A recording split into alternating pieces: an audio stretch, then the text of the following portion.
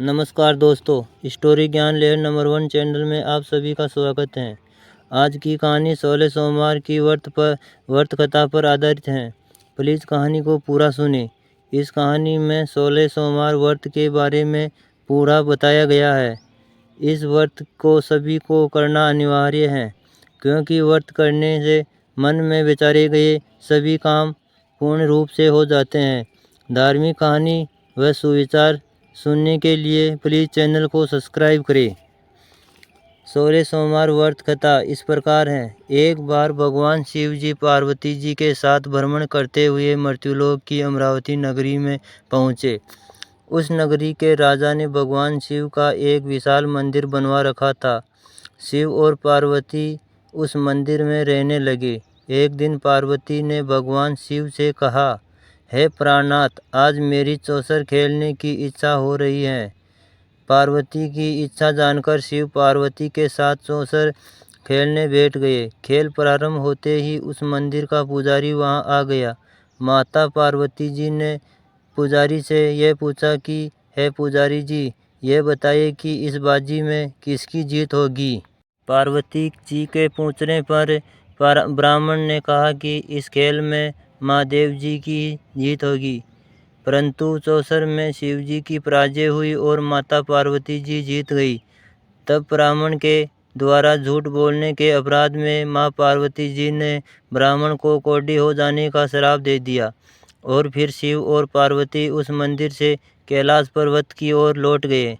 पार्वती जी के श्राप के कारण पुजारी कोढ़ी हो गया। नगर के स्त्री पुरुष उस पुजारी की परछाई से भी दूर रहने लगे। कुछ लोगों ने राजा से पुजारी के कोढ़ी हो जाने की शिकायत की, तो राजा ने किसी पाप के कारण पुजारी के कोढ़ी हो जाने का विचार कर उसे मंदिर से निकलवा दिया।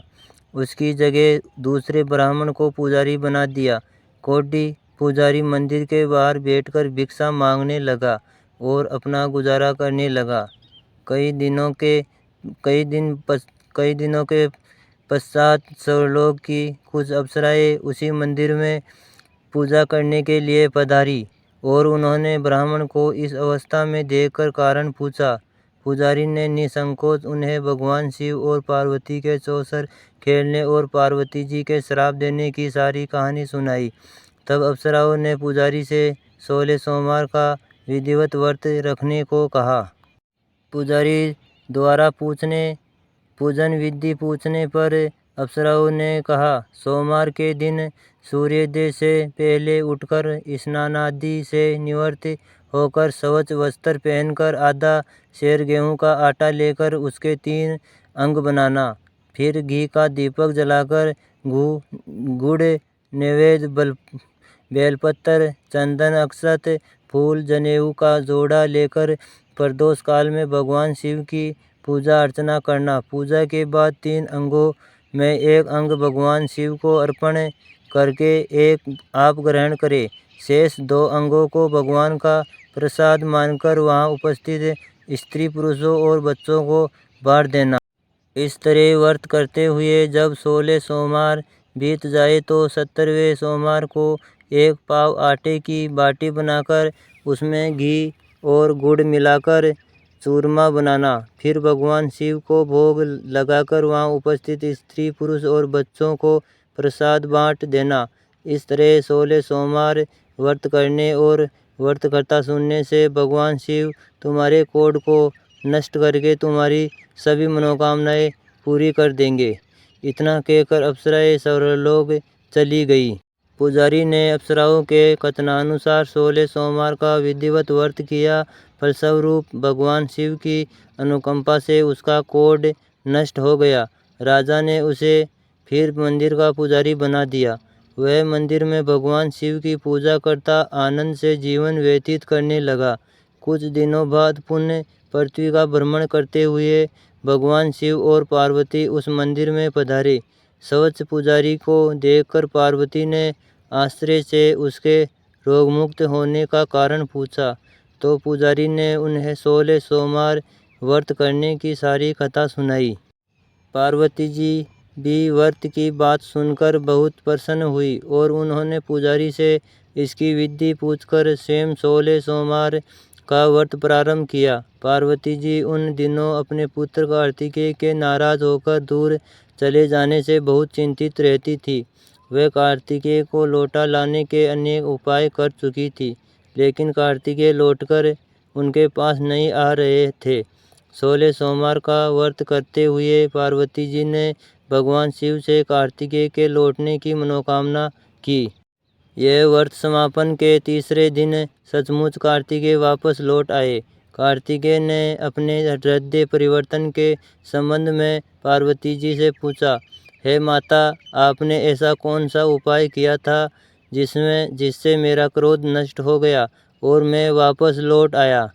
तब पार्वती जी ने कार्तिकेय को 16 सोमवार के व्रत की कथा के सुनाई। कार्तिकेय अपने एक ब्राह्मण मित्र ब्रह्मदत्त के परदेश चले जाने से बहुत दुखी थे।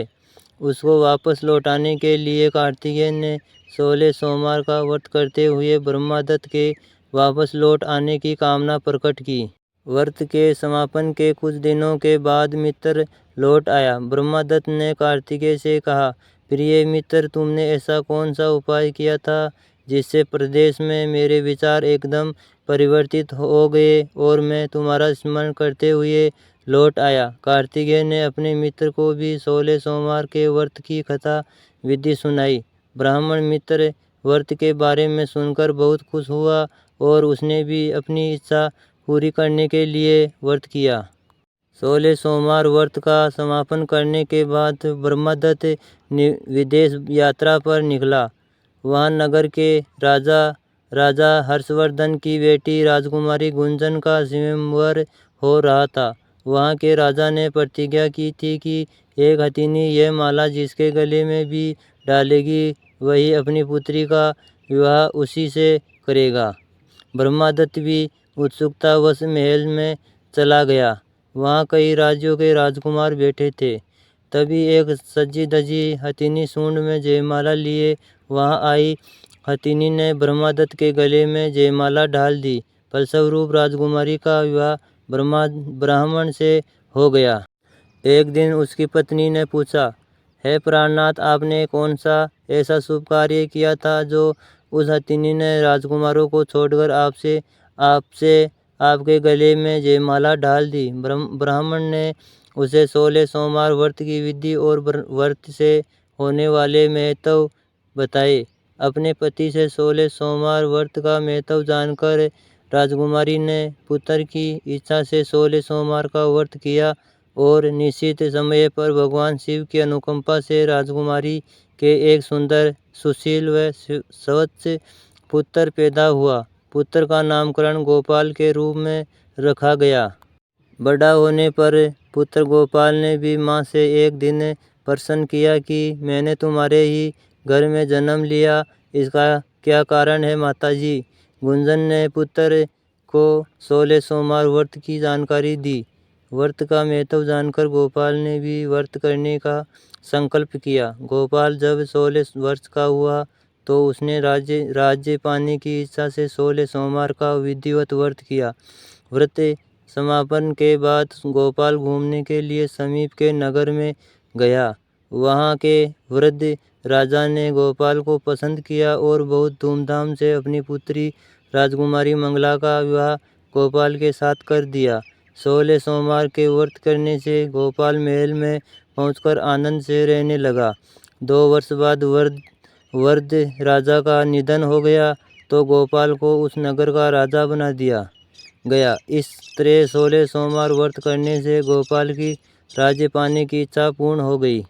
राजा बनने के बाद भी वह विधिवत 16 सोमवार का व्रत करता रहा। व्रत के समापन पर 17वें सोमवार को गोपाल ने अपनी पत्नी मंगला से कहा कि व्रत की सारी सामग्री लेकर वह समीप के शिव मंदिर में पहुंच जाए।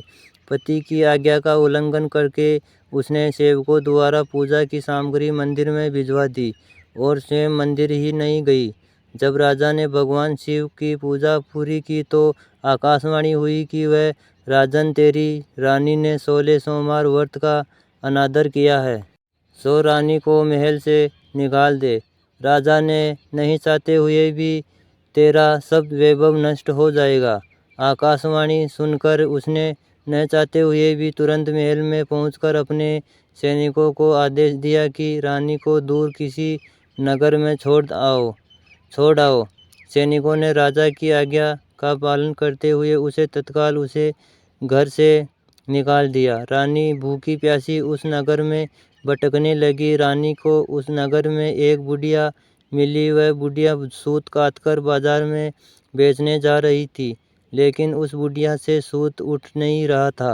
बुढ़िया ने रानी से कहा, बेटी, यदि तुम मेरा सूत उठाकर बाजार तक पहुंचा दो और सूत बेचने में मेरी मदद करो तो मैं तुम्हें धन दूंगी। रानी ने बुढ़िया की बात मान ली, लेकिन जैसे ही रानी ने सूत की गठरी को हाथ लगाया तभी जोर की आंधी चली और गठरी खुल जाने से सारा सूत आंधी में उड़ गया। बुढ़िया ने उसे फटकार कर भगा दिया। रानी चलते चलते नगर में एक तेली के घर पहुंची। उस तेली ने तरस खाकर रानी को घर में रहने के लिए कह दिया, लेकिन तभी भगवान शिव के प्रकोप से तेली के तेल से भरे मटके एक एक करके फूटने लगे। तेली ने भी उसे भगा दिया। भूख प्यास से व्याकुल रानी वहां से आगे की ओर चल पड़ी। रानी ने एक नदी पर जल पीकर अपनी प्यास शांत करनी चाही, तो नदी का जल उसके स्पर्श से सूख गया। अपने भाग्य को कोसती हुई रानी आगे चल दी। चलते चलते रानी एक जंगल में पहुंची। उस जंगल में एक तालाब था, उसमें निर्मल जल भरा हुआ था। निर्मल जल देखकर रानी की प्यास तेज हो गई। जल पीने के लिए रानी ने तालाब की सीढ़ियों उतरकर जैसे ही जल को स्पर्श किया, तभी उस जल में असंख्य कीड़े उत्पन्न हो गए। रानी ने दुखी होकर उस गंदे जल को पीकर अपनी प्यास शांत की। रानी ने एक पेड़ की छाया में बैठकर कुछ देर आराम करना चाहा, तो उस पेड़ के पत्ते पल भर में सूखकर बिखर गए। रानी दूसरे पेड़ के नीचे जाकर बैठी, जिस पेड़ के नीचे भी बैठती हुई सूख जाता। वन और सरोवर की यह दशा देखकर वहाँ के ग्वाले बहुत हैरान हुए। ग्वाले रानी को समीप के मंदिर में पुजारी जी के पास ले गए। रानी के चेहरे को देखकर ही पुजारी जान गए कि रानी अवश्य किसी बड़े घर की हैं। भाग्य के कारण दर दर भटक रही हैं। पुजारी ने रानी से कहा, पुत्री, तुम कोई चिंता नहीं करो, मेरे साथ इस मंदिर में रहो, कुछ ही दिनों में सब ठीक हो जाएगा। पुजारी की बातों से रानी को बहुत सांत्वना मिली। रानी उस मंदिर में रहने लगी। रानी भोजन बनाती तो सब्जी जल जाती, आटे में कीड़े पड़ जाते, जल से बदबू आने लगती। पुजारी भी रानी के दुर्भाग्य से बहुत चिंतित होते हुए बोले, है पुत्री, अवश्य ही तुझसे कोई अनुचित काम हुआ है, जिसके कारण देवता तुझसे नाराज हो हैं और उनकी नाराजगी के कारण ही तुम्हारी यह दशा हुई है। पुजारी की बात सुनकर रानी ने अपने पति के आदेश पर मंदिर में न जाकर शिव की पूजा नहीं करने की सारी कथा सुनाई। पुजारी ने कहा, अब तुम कोई चिंता नहीं करो, कल सोमवार है और कल से तुम 16 सोमवार के व्रत करना शुरू कर दो। भगवान शिव अवश्य तुम्हारे दोषों को क्षमा कर देंगे। पुजारी की बात मानकर रानी ने 16 सोमवार के व्रत प्रारंभ कर दिए। रानी सोमवार का व्रत करके शिव की विधिवत पूजा अर्चना की तथा व्रत कथा सुनने लगी। जब रानी ने 17 सोमवार को विधिवत व्रत का समापन किया तो उधर उसके पति राजा को मन में अपनी रानी की याद आई। राजा ने तुरंत अपने सैनिकों को रानी को ढूंढ कर लाने के लिए भेजा। रानी को ढूंढते हुए सैनिक मंदिर में पहुंचे और रानी से लौटकर चलने के लिए कहा। पुजारी ने सैनिकों से मना कर दिया और सैनिक निराश होकर लौट गए। उन्होंने लौटकर राजा को सारी बात बता दी। राजा स्वयं उस मंदिर में पुजारी के पास पहुंचे और रानी को महल से निकाल देने के कारण पुजारी जी से क्षमा मांगी। पुजारी ने राजा से कहा, यह सब भगवान शिव के प्रकोप के कारण हुआ है। इतना कहकर रानी को विदा कर दिया। राजा के साथ रानी महल में पहुंची। महल में बहुत खुशियां मनाई गई। पूरे नगर को सजाया गया। राजा ने ब्राह्मणों को अन्न, वस्त्र और धन का दान दिया। नगर में निर्धनों को वस्त्र बांटे गए। पूर्वक रहने लगी। भगवान शिव की अनुकंपा से उसके जीवन में सुख ही सुख भर गए। इस प्रकार 16 सोमवार के व्रत करने और कथा सुनने से मनुष्य की सभी मनोकामनाएं पूरी होती हैं और जीवन में किसी तरह की कमी नहीं होती है। स्त्री पुरुष आनंद पूर्वक जीवन यापन करते हुए मोक्ष को प्राप्त करते हैं। 16 सोमवार के का व्रत दाम्पत्य जीवन की खुशहाली के लिए और मनपसंद जीवनसाथी पाने के लिए किया जाता है। वैसे तो इस व्रत को कभी भी कर सकते हैं, लेकिन ऐसी मान्यता है कि 16 सोमवार के व्रत का आरंभ श्रावण मास से करें तो यह और भी फलदायी होता है।